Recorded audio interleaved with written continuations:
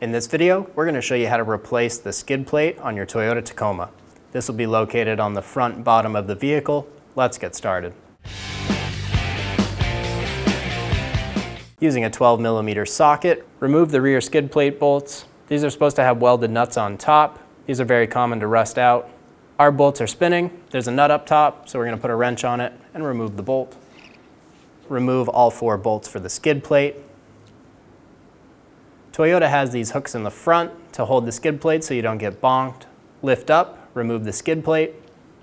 Install the bolts. There should be a welded nut up here. Our nut is gone, so we're going to be threading our bolts into one. Do this on both sides. Install the skid plate onto the 2 bolts.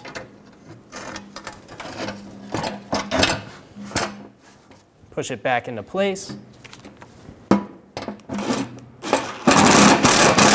Get the front bolt started.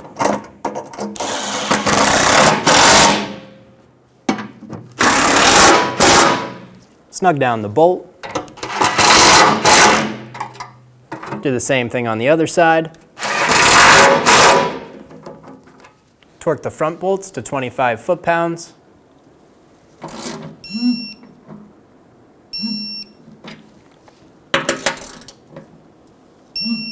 And you're good to go. When only the best will do, demand TRQ. The only company that lets you view before you do. TRQ is committed to offering the highest quality aftermarket auto parts that are engineered for peace of mind. Thanks for using and viewing with TRQ.